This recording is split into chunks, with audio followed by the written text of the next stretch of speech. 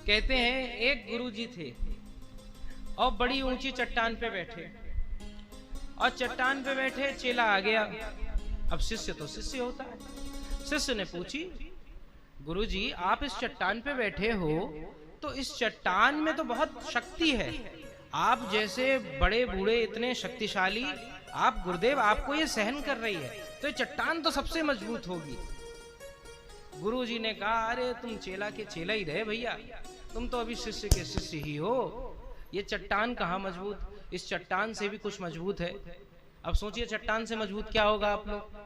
अरे चट्टान को जो तोड़ दे, हथौड़ी, लोहे की हथौड़ी जो चट्टान को भी तोड़ दे, वो लोहा चट्टान से भी ज्यादा मजबूत है। गुरुजी ने कहा लोहा मजबूत है, तो शिष्य ने कहा लोहा सबसे मजबूत होगा फिर तो। बोले अरे लोहा कहाँ, लोहे से भी बढ़कर कुछ है। महाराज श्री से जुड़ने हेतु चैनल को सब्सक्राइब करिए, बेल आइकन दबाइए। लोहे से बढ़कर क्या है, जो लोहे को गला दे, पिघला दे। लोहे को पिघलाने का सामर्थ्य किसमें है, लोहे को पिघलाने का सामर्थ्य अग्नि में है। जो लोहा सब कुछ तोड़ सकता है, किसी व्यक्ति के सर पे पड़ जाए तो भैया सर भी ना बचे, ऐसा लोहा उसको अग्नि आराम से पिघला देती है, ऐसा आग का सामर्थ्य है। शिष्य बोला आग सबसे बढ़िया होगी। बोले आग से भी ताकतवर कुछ है।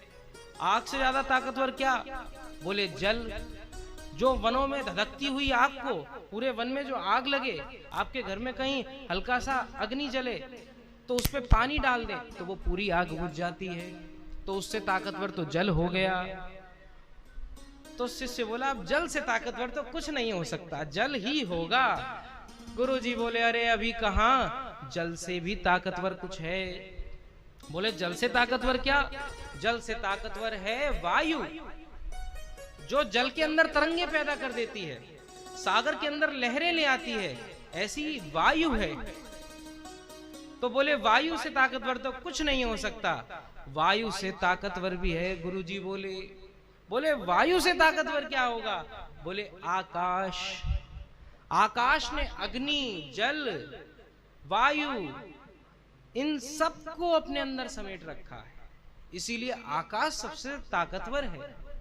तो शिष्य बोला अब तो मुझे पता चल गया गुरुजी, आकाश ही सबसे ताकतवर है। परंतु गुरुजी बोले अभी कहाँ, अभी एक और बाकी है।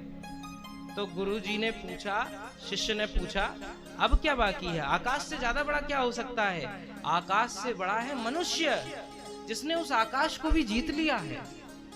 वो आकाश में एयरप्लेन दौड़ा देता है, जहां जाना है वहां चला जाता है, भूमि पे चलता नहीं है, उसको चलने के लिए 4 पहिए की गाड़ी निकाल ली है।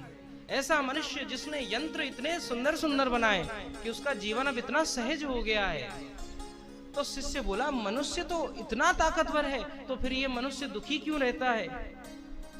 बोले मनुष्य केवल इसीलिए दुखी रहता है क्योंकि भैया वो हरि विमुख है, भगवान से दूर है, इसीलिए दुखी रहता है।